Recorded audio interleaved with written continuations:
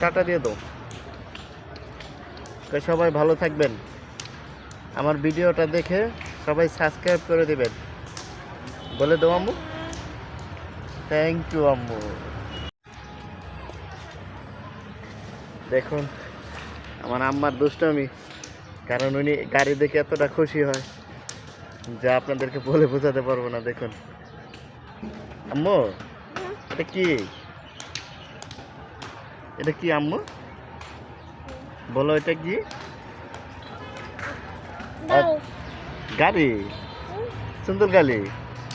তুমি সবাইকে টাটা দিয়ে দাও তো আম্মু, সবাইকে। আসো বাবা।